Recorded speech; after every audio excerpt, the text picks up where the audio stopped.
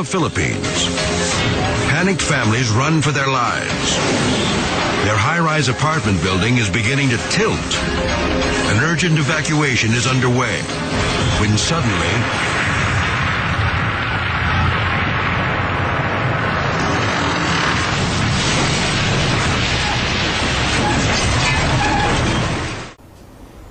Muito bem, desde o Jardim da Infância até minha pós-graduação na COP, na Ilha do Fundão do Rio de Janeiro, eu estudei em escolas públicas.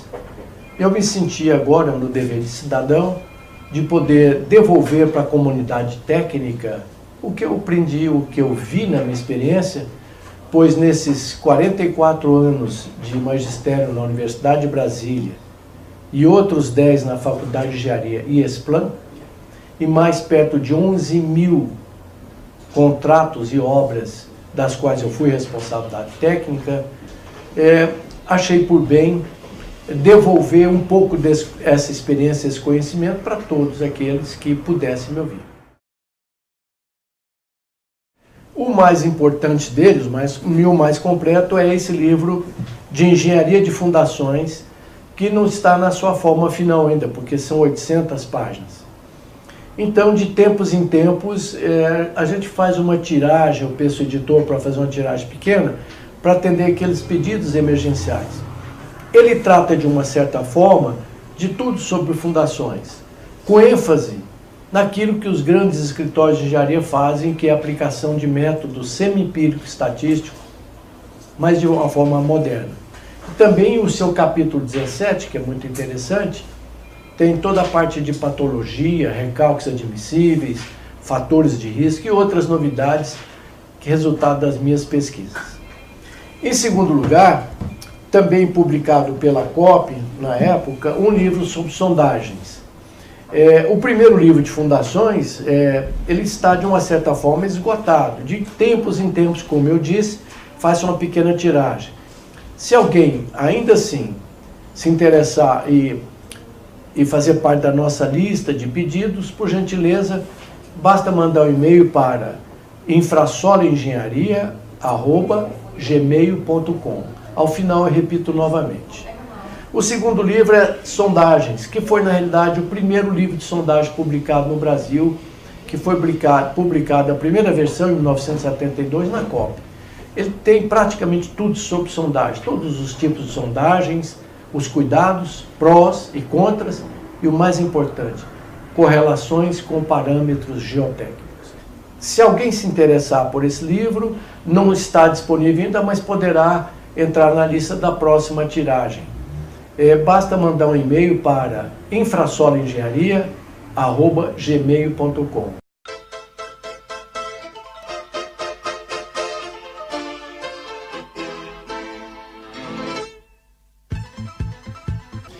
Muito bem, então vamos dar início dessa aula número 10, agradecendo aqui a gentileza do proprietário do prédio, que nós vamos entrar agora e verificar quais são as patologias. Para efeito didático, tem praticamente todos os tipos de patologia. E é o nosso perito que também me convidou para ver e permitir essa oportunidade que todos vocês vejam o que pode ser feito, o que é que não pode ser feito, o que deve ser feito para evitar esse tipo de aborrecimento.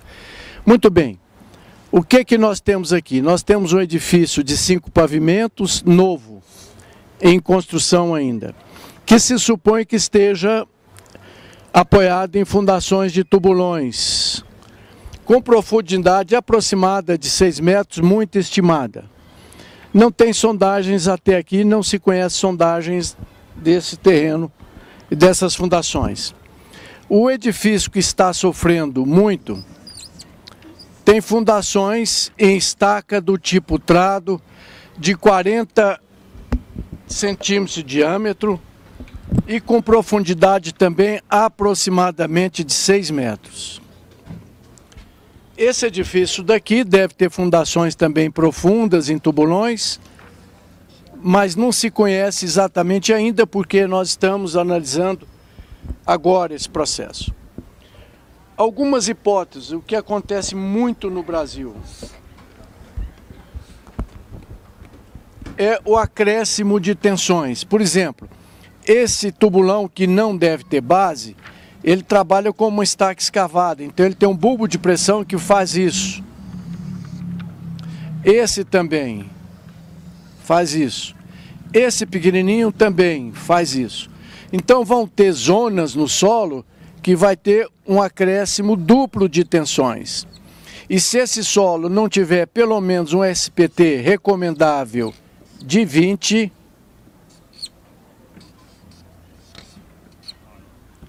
poderá acontecer um pequeno recalque aqui, que é comum isso acontecer, essa sobreposição de pressões. Então, se esse prédio normalmente assenta, ele pode acabar puxando os vizinhos, talvez até por falta de uma junta de dilatação maior. Mas na nossa região central do Brasil, que é Espigão da Avenida Paulista para cá, Uberlândia, Goiás, Minas, Goiânia e Brasília, tem solos colapsíveis aqui. O que é um solo colapsível? Se molhar, ele abate muito. Então, possivelmente nós estamos na presença de solo colapsível. Se esse solo, vai ser feito sondagens aqui no prédio que está rachado. Se esse solo tiver um SPT 20, mesmo debaixo d'água, ele não vai dar problema, porque ele é rígido, é compacto e é duro. Portanto, possivelmente essas fundações não estão implantadas em terreno tão firme. Muito bem. É uma das formas simples de verificar se há algum tipo de recalque, além das trincas que nós vamos ver já, lançando um pouco de água. Se você puder me alcançar aqui, seria bom. Muito bem. Uma boa forma de fazer isso, se eu acho que está para lá a queda, eu inverto a posição da água para não favorecer um diagnóstico. Se eu direcionar a água para lá, ela vai acabar escorrendo por força de velocidade em embalo. Mas pode observar nitidamente que a água escorre para o ponto mais baixo. Qualquer brinquedo, qualquer coisa redonda faria a mesma situação. Então, eu vou verificar se o recalque é por igual, se esse prédio afundou por igual. Da mesma forma, eu faço um lançamento na mesma direção, velocidade e pressão que eu lancei a água. Pode observar que a tendência maior é escorrer para o lado contrário, ou seja, não há aqui um recalque uniforme, o que é uma pena. Então, isso mostra, nós vamos ver todas, nível, prumo e fissuras, que o prédio está afundando para o lado do vizinho. Agora nós vamos entrar no prédio então. Muito bem, aí aparecem os sintomas típicos, né? A tal trinca de 45 graus que eu disse que quase todas são de 45 graus, conforme o jargão popular, mas nem todas. Mas, se nós tirarmos uma perpendicular aqui, ela vai exatamente mostrar o ponto do prédio que está abaixo. Observem a torção que essa caixinha sofreu. Deixa ele filmar aqui. Está vendo? Há uma certa torção. Quando você passa a mão na trinca, ela tem um degrauzinho, significa dizer que o recalque não é só numa direção. O dente mostra que é plano, é bi. Então, ele está aqui nessa direção e para lá também. Pode observar a deformação da laje, que ela já separou a cerâmica nessa tal deformação. Ora, se aplicarmos a mesma regra, chamada de regra da bissetriz ou da mediatriz no estado plano, na situação de cisalhamento puro, ou seja, a regra do Dicran, se tirar uma perpendicular aqui, olha, vai observar que é o piso. A laje está cedendo, está vendo? A laje está cedendo. Possivelmente, queria perguntar a alguém, tem pilar aqui? Não. Essa trinca jamais passa no pilar. Esse pilar já teria rompido. Agora eu pergunto aqui, tem pilar aí? É quase certo que tem um pilar aí. Tanto é que a outra trinca está lá. Muito bem. Da mesma forma, os mesmos sintomas que mostram que o prédio está afundando para lá e a coisa recente está progredindo. E o pior é que, numa região de solo colapsível, nós vamos entrar num período de chuva muito pesado agora. Então, observe aqui no cômodo o mesmo fenômeno. É muito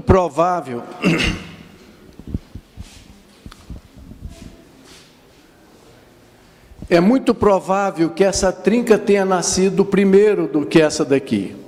Ela cresceu muito depois, abre uma segunda família de trincas. Isso é comum. Primeiramente, lembram-se do recalque distorcional, beta? Então, começa com trincas subcapilares, que só a gente é que vê. Alguém se lembra qual é o limite que quase toda estrutura suporta? Me ajuda a segurar isso aqui? 1 para 800. 1 para 800.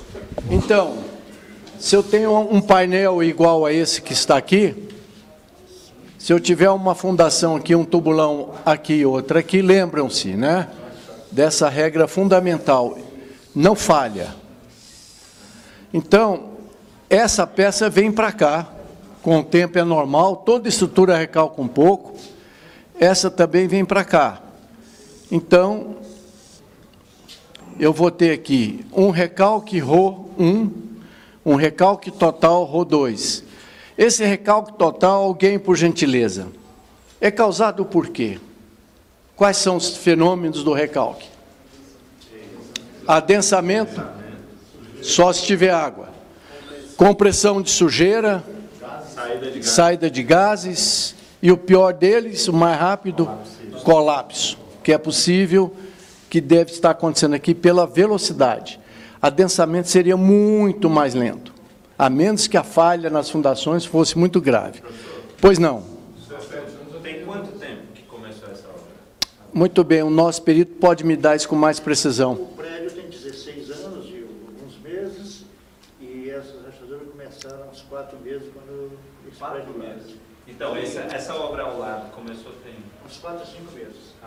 Essa obra começou há um Não, ano. começou da primeira 4 a 5 meses. É 4, 5 E na meses. última semana acentuou muito, quase dobrou a espessura das rachaduras, quando houve um vazamento de água de um tubo que estourou ali do lado. Antes disso, teve um problema da compactadora que passou aí no fundo, que foi o grande vilão de todos esses abalos que está vendo aqui. O que passou aí no Uma fundo? compactadora que foi feita uma reforma de bloquetamento aí no fundo. Então, esses descolamentos que teve, as fissuras de liga, foi tudo em função disso. Muito bem, vai ser verificado, mas toda obra deve resistir a um asfaltamento próximo. Pode ser, como ele falou bem, uma gota d'água. Já está mal, tudo isso contribui, chuva, vazamentos e tal. Então, nós temos o recalque chamado diferencial, que até aqui era considerado como grande vilão, lembram-se? Recalque Rho2 menos recalque Rho1, nos 2 pontos. Isso aqui seria um recalque grave. Mas lembram-se que analisei várias obras e a nova norma está me apoiando nisso aí. Esse é um péssimo recalque, mas não é o pior. Vamos supor que eu tivesse aqui um recalque de 12 centímetros e aqui um recalque de 4 centímetros hoje, né, porque eu estou olhando hoje, então eu teria aqui, nesse caso, um diferencial de 12 menos 4, 8 centímetros. Ora, dependendo da flexibilidade da estrutura ou da rigidez dela, esses 8 centímetros podem não ser tão grave. Por isso, o melhor indicador é o recalque chamado distorcional beta, que é o diferencial dividido pelo vão, ou seja, Rho2 menos Rho1 dividido pelo vão.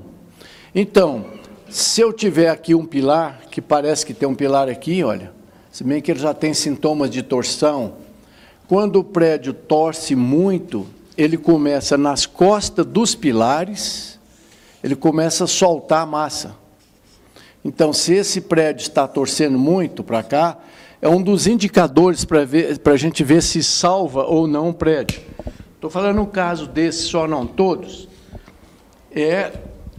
Ele fricciona, ou seja, ele tensiona as barras de aço que está aqui do lado oposto e ele joga essa massa para fora, porque a massa é menos elástica do que a barra de aço. Então, estou vendo uma pequena trinca aqui, se tiver pilar pode ser, mas é pouco provável. Mas vamos supor que tivesse o pilar aqui, daqui ali 5 metros. Então, nesse caso, eu tenho um vão de 5 metros. Portanto, o recálculo distorcional aqui seria de 8 para 500. Seria aproximadamente 1 para... Não, 40? Seria 10 sobre 50, seria... Já calcularam aí, 62,5. 1 para 62,5. Muito bem. Em geral, com que recálculo distorcional que uma obra desaba? Alguém se lembra? Quanto menor o denominador, maior o distorcional. Não, não é o caso. Não é o caso. Não é o caso. Não é o caso. Corre. 1 para 800 toda a obra suporta. Teria trincas subcapilares igual essa, não sei se dá para ver. 1 para 800, só a gente vê que pode ser variação térmica, variação higrotérmica de umidade também, pode ser água na massa, cal ou saibro de baixa qualidade. Com o tempo ele vai se definindo.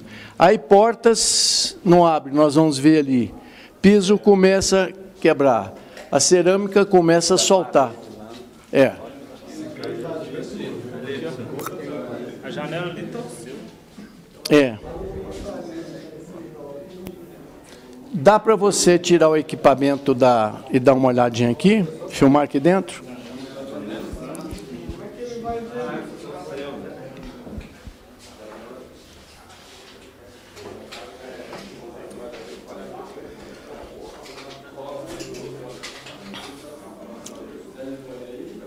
Em geral, está filmando já? Em geral, 1 para 400 já começa a acontecer isso. 1 para 400 acontece isso. Verifica a torção. Por isso, esse recálculo chama distorcional, porque ele tira as coisas do esquadro. Tem um martelinho, a minha caixa de consultoria está aí? Abre e tira um martelinho de ABS aí para mim. Não, vai filmar já. Então, eu recomendo... pode filmar. Eu recomendo, quando acontecer isso, eu começar a forfar azulejo, frouxou, o melhor que você pode fazer é tirar o azulejo antes que cai. Porque nessa faixa de 1 para 400 já tem um componente psicológico. As pessoas, às vezes, até mudam do prédio. E os azulejos costumam cair de manhã ou de madrugada, quando esfria e umedece. Então, dá um pânico geral. Portanto, pode ser um cabo de madeira. Esse plástico especial é muito bom para isso, porque ele tem uma frequência boa. Olha aí.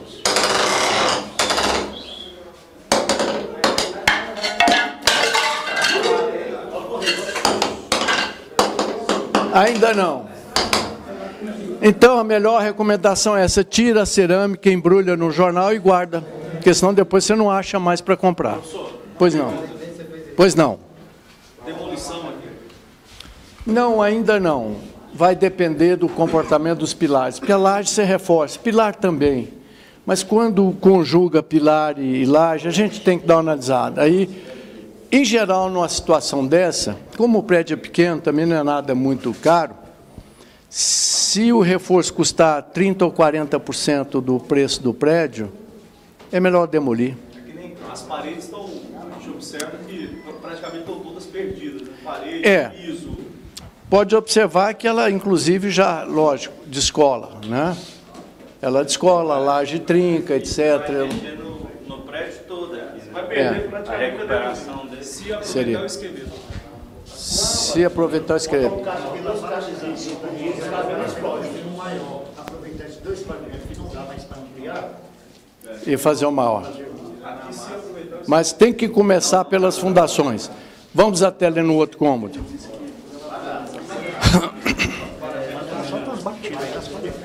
Oi? As batidas nas paredes. Aqui, professor, antes que a laje já Cedeu. Né? Olha aqui. Isso aí não é nem uma junta, né, professor? Não. Da pé ficou na alvenaria. Vamos lá, pois é. Ok? Podemos continuar? Pode observar, a alvenaria ela é mais rígida, ela ficou presa no aperto, então a laje cedeu, ela ficou pendurada embaixo. Pode observar o degrau que existe aqui, pode ver o degrau que tem entre o piso aqui, tem mais ou menos 1,5 centímetro. Significa dizer que não é só flexão, tem funcionamento também. Observa ali, olha, um fenômeno de compressão na parede. Aquilo sim é compressão, rarissimamente. Corpo de prova é ensaiada a compressão, mas rompe por cisalhamento. Uma fundação ou um solo é ensaiado, recebe carga de compressão, mas trinca por cisalhamento. Aquele caso não, aquele é compressão pura, esmaga. Isso acontece numa obra, por exemplo, que você faz uma laje e faz o pilar, deixa à espera. Aí faz a forma do pilar para cima e não limpa a serragem do marceneiro que faz a janelinha. Então ali fica uma zona de concreto poroso e esmaga. Aí sim é ruptura por compressão. Mas caso contrário, é a típica ruptura por cisalhamento. Então, se eu tenho um pilar ou um corpo de prova, a trinca mais letal do pilar seria essa.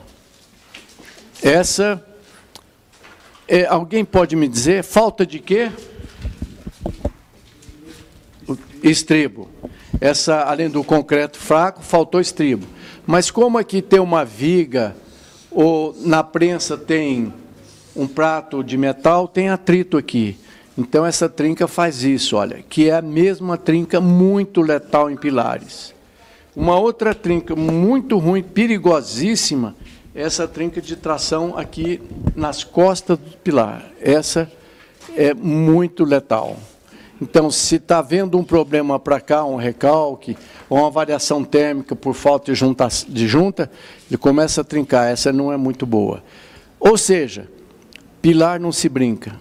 A vida útil do pilar depois de trincado é muito pequena. Algumas trincas são toleráveis, mas toma muito cuidado. A recomendação melhor é o seguinte: trincou o pilar, tira todo mundo e espera 2 horas. Se não caiu, volta devagar para ver o que houve, ou o que pode ser arquitetura. Já tive muito susto, se faz um enchimento de arquitetura aqui, para passar tudo, dá uma trincona vertical. Então, há um pavor imediato, porque a trinca é ruim. Mas a gente depois, devagar, descasca e vê que fizeram um enchimento arquitetônico.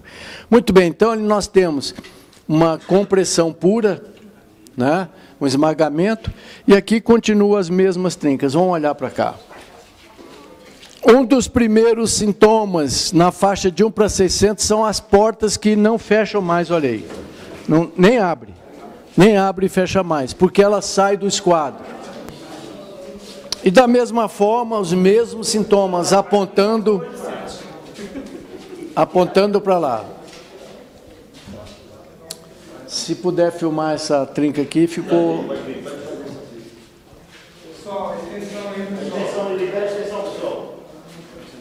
Que está correndo lá, é em função que está puxando, né? Também, está puxando, está torçando. O de cá e o de lá também. Então, já continua gravando? Isso aqui, olha, é sinal de que não é um recalque linear, está vendo? Tem torção no prédio. Então, ele dá esse tipo de trinca aqui, olha. Apesar de que se tirar a mediatriz de novo, está dizendo que está logo depois da parede, mas esse degrau que tem aqui, olha, é sinal de que tem torção, a trinca não é plana. E veja que a janela, né, o vitrô, ele inclusive chegou a empenar. Esse vitrô, inclusive, está segurando o prédio. Né? Não se convém tirar essas janelas, porque veja a pressão que ele sofreu. Né? Olha o tanto que ele fletiu para cá, entortou aqui, etc. Ele está sendo comprimido aí, tá? Torcido e comprimido, pior do que isso. Se esse vídeo estourar, não pode ser já.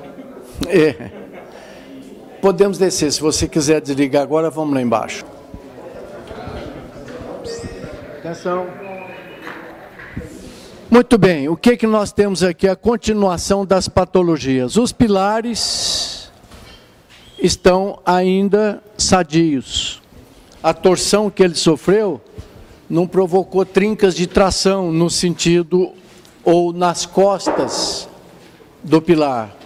Então os pilares estão bons, porque eles realmente são a espinha dorsal do prédio. Se eles entrarem em ruptura, ele desaba.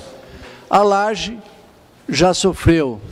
Interessante que mesmo a trinca de tração que devia estar em cima, ela devia estar por cima, e ela está bem maior, com um dente até de 2 centímetros, sofreu aqui até por flexão, sem sobrecarga, por causa da torção geral do prédio vizinho.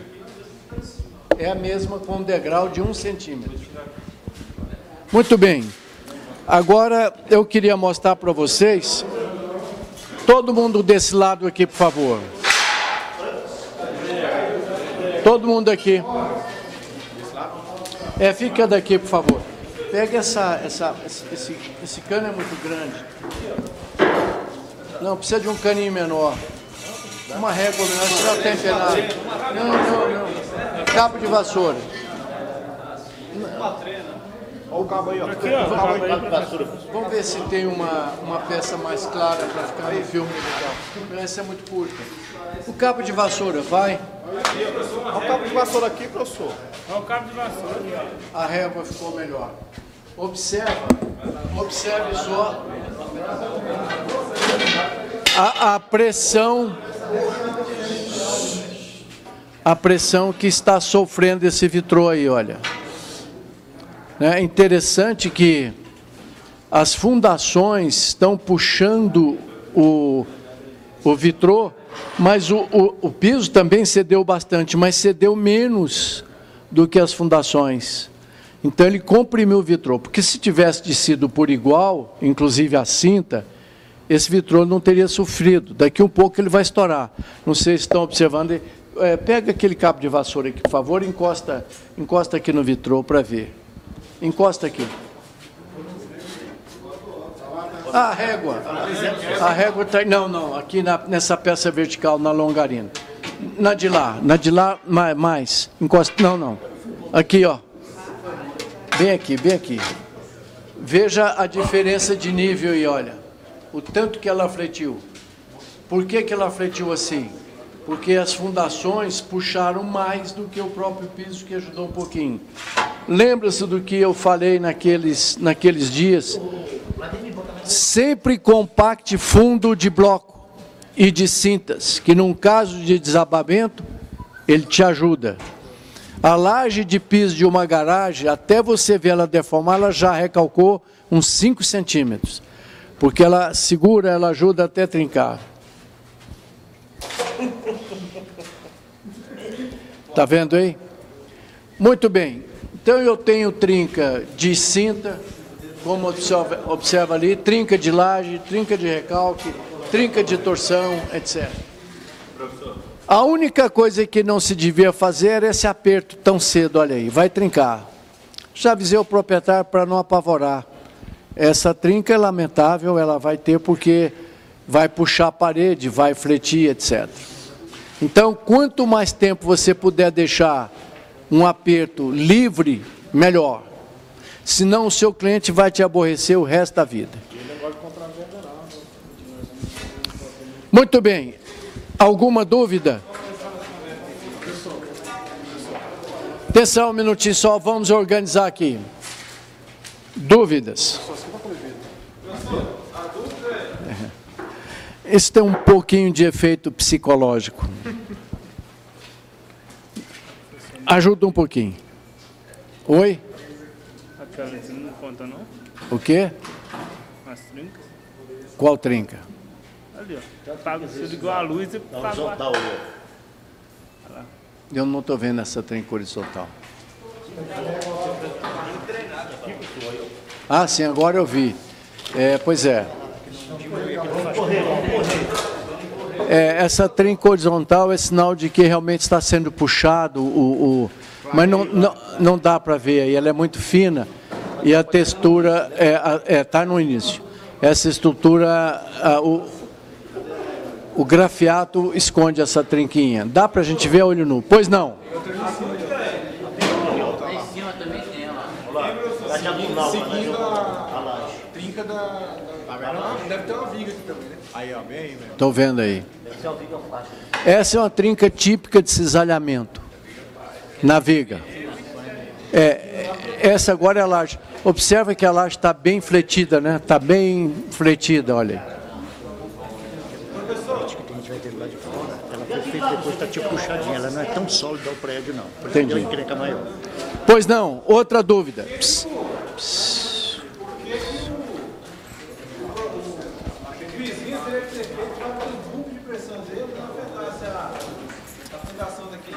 Muito bem. É comum e possível encostar um prédio no outro, não sem junta de dilatação. Exatamente por causa disso. Lembra aquele caso de Itapema que eu falei com vocês? Por azar, construíram um prédio grudado e houve uma ação judicial muito grande, porque o seu prédio estava derrubando o meu está derrubando o seu, até que descobriram que um dos prédios estava com todos os pilaretes trincados. Púlpito. Votem em mim, então, porque sou honesto, vou fazer isso, vou fazer aquilo, não vai ter mais assalto, todo mundo vai ser... Esse é o político brasileiro. Não, a pena que não. Gente honesta não ganha. Mas muito bem. Então, nunca cometam essa bobagem de fazer um prédio encostado no outro. 2,5 centímetros... Se o seu vizinho for comportado, sentir que o vizinho não está bem, se tem alguma trinca, faça com mão francesa os quadros do seu prédio para segurar o vizinho. Isso já aconteceu 2 vezes comigo. Eu fui fazer uma fundação de um prédio, olha, bateu prumo o prédio, o vizinho estava 20 centímetros fora de prumo. Aí o jeito foi, além do isopor e da junta própria, fazer mãos francesas de concreto, de tal forma que o prédio novo iria segurar o velho, porque ele já tinha sintoma que estava mal. Então, junta de dilatação de 2,5 centímetros é extremamente saudável. Alguma outra dúvida? Bom, o que deveria ter sido feito? Fundações em terreno firme suportam acréscimos de tensões sem sofrer. Então, se você tem muita fundação, ou já prevê que o vizinho também vai estar por perto, faça as fundações em terrenos firmes, porque vai haver uma superposição de pressão. Observa bem. Construa um prédio feliz.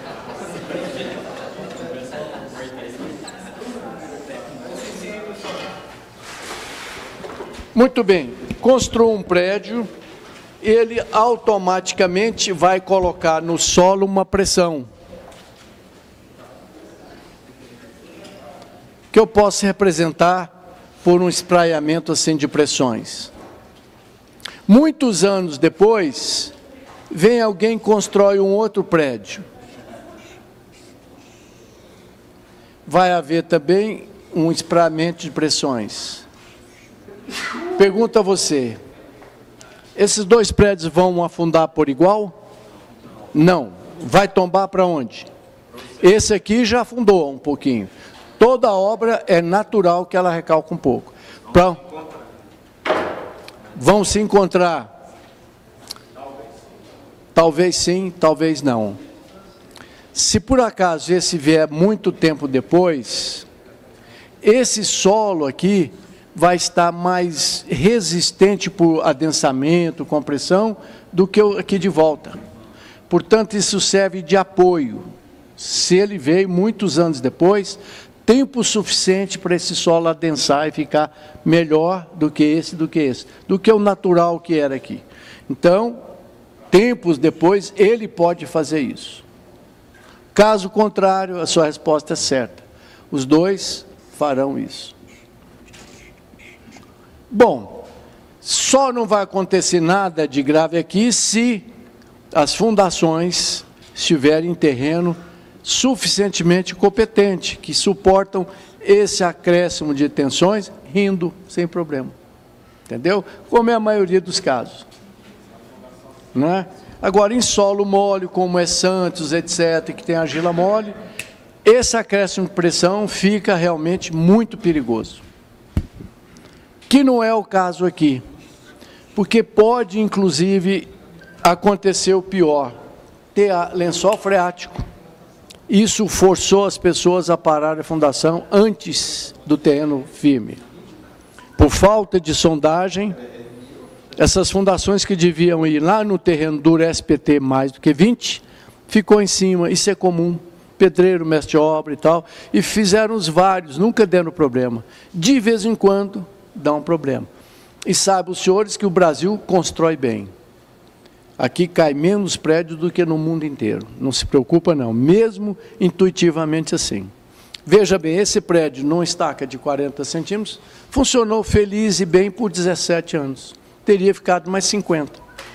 Certamente deu uma acomodada, mas nada que fizesse isso. E o problema não é só esse, que o vizinho de lá, que é novo, está começando a trincar também. Então, o melhor é reforçar logo. A questão é não de ângulo, e sim a profundidade, né? Principalmente porque o concreto raramente rompe. Eu já reforcei 4... O vizinho é o prédio de lado novo que está construindo. Eu já reforcei perto de 408 fundações. Só 4 tinha problema no concreto, o resto é o solo. Dificilmente rompe o concreto. Quando rompe é chato, porque é brusco. Porque a fundação está no solo com SPT inferior a 20, no caso. Aí recalcou. Esse 20 também é relativo. Tem regiões que 15 suporta bem. Mas quer dormir em paz? Faz o que a Bíblia falou. Construa sobre rocha. Sábio foi aquele que construiu sobre rocha. Vieram os ventos, sopraram as chuvas, etc. E a obra está lá de pé. E por isso, não, se observar as grandes obras que a gente ainda vê de 2000 anos atrás, por quê? As fundações estavam lá. Ou tinha alguém mais inteligente do que todo mundo, fez um alicerce, tal que intuitivamente, que não sabia se calcular na época, alicerce de pedra, ele falou, puxa, o Dicran pesa 86 quilos, então, se eu botar só essa pedrinha aqui, ela vai afundar. Coloco 2. Ora, desses 86 quilos, vão passar agora aqui 43, ainda é muito. Esse solo aqui não é tão bom assim. Aí ele coloca 3 pedrinhas. Vai para 27, coloca mais pedrinhas, até que o sentimento dele, ou como é normal o terreno ficar um pouco melhor para baixo, suportar essa pressão sem recalcar e sem romper. Isso nada mais é do que uma representação física do bulbo de pressões, que vai diminuindo. Entenderam? Então, os sábios da época construíram obras que você ainda vê hoje. Aqueles que se achavam sábios, mas não tinham sensibilidade, hoje a gente visita também, como ruínas. Só ruínas. Tá bom? Mais alguma dúvida? Muito bem, então vamos ali para cima que eu vou mostrar algum equipamento de cirurgia em prédio. Se você vai examinar uma obra e para ter uma noção dos efeitos, dos danos do recalque ou da própria estrutura, eu recomendo alguns instrumentos para te dar mais precisão na sua análise. O primeiro que eu recomendo é a trena a laser. Essa trena, por exemplo, tem 2 grandes vantagens. Ela tem um alcance de 250 metros. Eu posso estar lendo lá, naquela parede lá, E tem também, de dia, quando a distância é muito longa, ele tem uma lupa aqui que você vê a bolinha lá, mesmo estando claro. Recomendo muito. Não precisa mais do que isso, mas tem trenas que vai a 500 metros, a laser. É bom também ter uma trena de bolsa tradicional, que nada muito sofisticado, funciona o tempo todo bem. Então, esteja preparado para isso. Também para verificar se tem recalque que está fofando o piso, porque o afofamento de piso é uma etapa muito grave. Quando o piso levanta, muito cuidado, é recalque na faixa de 1 para 200 ou 300, a menos que faltou junta de dilatação. Aí o termômetro vai te indicar isso. Então, eu recomendo esse martelinho um martelinho de ouro que é muito bom. E ele tem uma frequência boa. Não precisa nem dizer que está muito bom isso daí, né? Para começar o trabalho é bom você ter um higrômetro e um termômetro. Porque se problema de dilatação térmica ou de variação de umidade, Brasília, por exemplo, agora aconteceu uns fenômenos que não dava para explicar por causa desse calorão que deu sem chuva. Piso, fofô, trincas em estruturas que não tinha, estruturas de 30 anos. Então é bom checar. Seu pilão de madeira. Mas a hora que inchar de novo, você vai socar e fazer sua paçoca. Muito bem. Uma boa lanterna ajuda muito. Essa lanterna de polícia é muito boa. Ela te dá uma visão muito boa e tem boa durabilidade e é recarregável. Eu uso mais de um fissurômetro para ler trincas. Eu tenho um fissurômetro óptico que dá uma precisão de 1/100º ou 1/10 de milímetro, está muito bom. Eu não estou preocupado com trinca de 1/10. Quero ver o crescimento dela, normalmente eu marco. Mas então esse fissurômetro tem uma escalinha lá que dá 1/10 de milímetro. Então é bom você também ter um aferidor. E tem a famosa, já considerada e famosa, reguinha comparadora. Então se você tem uma trinca, posta a reguinha, você tem uma boa ideia. Eu checo com o fissurômetro óptico. Tem também um paquímetro que eu recomendo, o paquímetro digital. Você pode colar 2 plaquetinhas em volta da trinca. Senhor Fernando, seu prédio não está rachado não, é só para demonstração.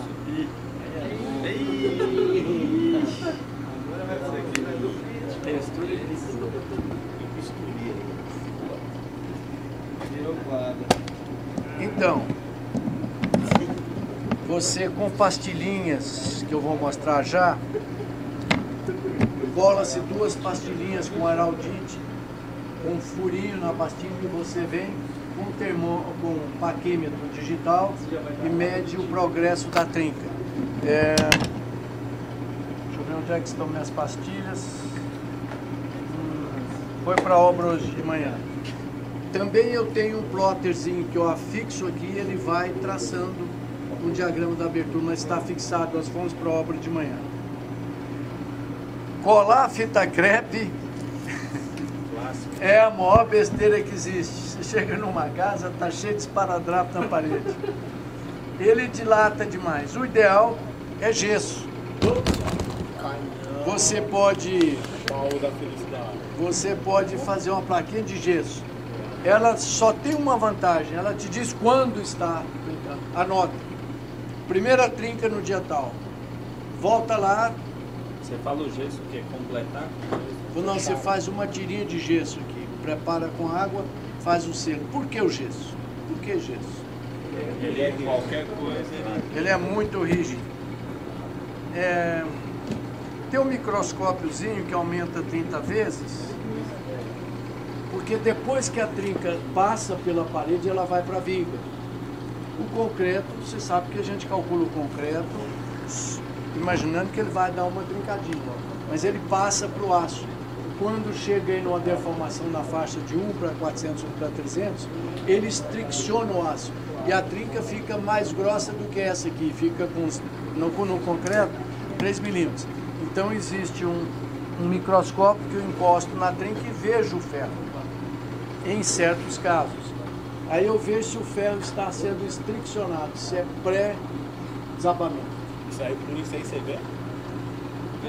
Às vezes quando a trinca é grande e o ferro não está muito fundo, dá para dar uma olhada no ferro para ver se ele já fez uma cintura, estriccionou, entendeu? Isso é pré-desabamento, porque ele vai romper. E como eu disse anteriormente, se rompe uma barra de ferro, já passou do recalque distorcional de 1 para 500. Já tem um componente psicológico. O morador vê a trinca, vê que ela está aumentando, vê que porta não fecha, que não é mais problema de marcenaria. Quando estoura uma barra de aço num prédio, todo mundo acorda. Ela ecoa, ressona pelo prédio todo. E normalmente, por azar, de madrugada. Então, você vai atender um caso, está cheio de gente de camisola na frente do prédio, porque de medo de cair. E vai cair mesmo, porque onde tinha 6 ferros, já estava ruim, perdeu um, depois perde o segundo, terceiro, é uma progressão. E o calculista não dorme mais, né, professor? Vai dormir na cadeia. Muito bem. É pena que o plotter não está aqui.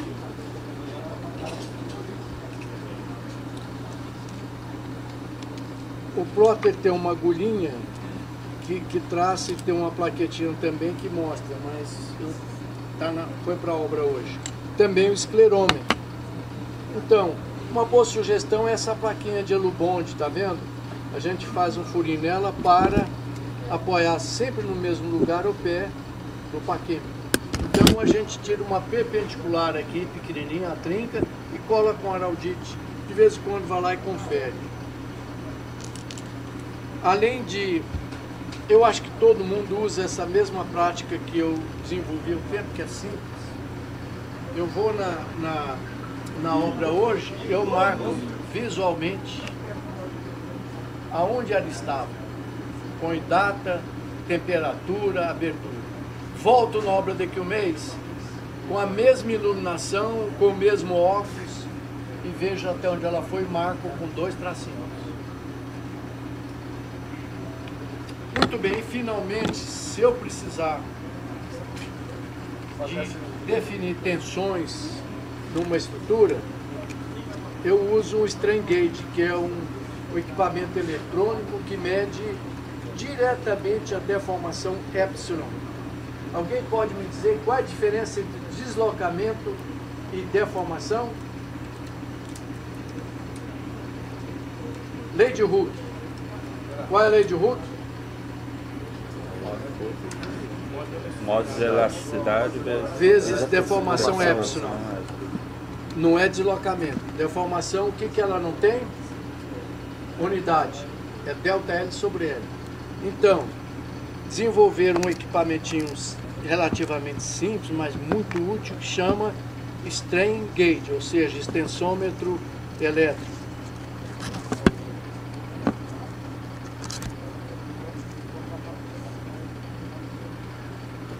Não sei se vai dar para ver, eu até não quero colocar a mão porque o suor pode oxidar. É uma resistênciazinha, um fio muito bem calibrado aqui dentro, enroladinho. Ora, baseado na lei da resistividade, se por acaso eu colo com um araldite na viga e ela flete, ele estica. Quando ele estica, a relação L sobre A, que é o comprimento por área, altera. E altera a resistência ômica. Lembra que a resistência ômica é a resistividade do fio que é testado. Ele te avisa, a resistividade é tantos ohms. Aí você cola. Quando ele altera a relação L sobre A, que a resistência é resistividade R vezes L sobre A. Alterou, altera a resistência ômica. Então já desenvolveram equipamentos, que não está aqui, que ele é grandezinho assim, que já mede diretamente o epsilon. Se eu sei o modo de velocidade do aço, que é comum, eu sei qual é a tensão que está no aço. Se eu concreto, a mesma coisa, entendeu? Então, eu posso instrumentar uma peça inteira, cheia de instrumentos para saber a tensão em vários pontos. Então é possível fazer isso com isso que é chamado de extensômetro elétrico. Mas ele mede a partir do momento que você instala, né, professor? Claro. Eu não iria adivinhar, mas eu entendi a pergunta dele. Ou seja, eu não sei o passado da vida. É isso que ele quis falar. Essa lâmpada. Aqui eu tenho um maior, aqui olha, que é bidirecional, mede tensões na direção X e Y. Né? Tem o roseta de 3 direções. Tá? Agora Daí existe você retira esse sensor, Não retiro né? mais. Fica lá e você vai com o aparelho lá e mede. Às vezes eu deixo um fiozinho por dentro do concreto, vem na tomada, eu ligo aqui. Ponte protendida, que há o perigo da proteção frouxar, é bom deixar instalado lá na barra de aço esticada os tensões. Então, as grandes pontes devem ser instrumentadas para garantir, de vez em quando você vai lá ver se ela ainda tem proteção. Né? Porque se ela perde proteção, ela cai. E lembra-se que eu tenho tido muito problema com prédios protegidos. Senhores engenheiros, cuidado com os arquitetos que estão cada vez mais baixando as vigas, às vezes para ganhar um andar. Vão protender. Está andando aí, deixa o rapaz, não mata. Então eles vão protender as lajes. Laje protendida não desaba, mas é muito flexível. Então trinca todas as paredes. Toma cuidado. Às vezes é preciso soltar as paredes da estrutura e botar um mastique elástico para ela não continuar trincando. Ou então faz uma parede falsa de gesso por fora. E uma barata voadora, olha o tamanho dela. Olha que beleza esse exemplar nosso. E professor, isso só tem no centro-oeste. Pois não. Muito bem, tem mais os equipamentos sofisticados, mas não estão aqui. Essa brincadeira fica em quanto aí, professor? Ah, não sei isso. Isso é coisa que eu venho juntando ao longo do tempo. Muito bem, alguma dúvida? Então, muito obrigado. Até a próxima aula, que é a aula de número 1. Pois não. Estão perguntando aí se a inflação não deixou o cheque aí pro mercado.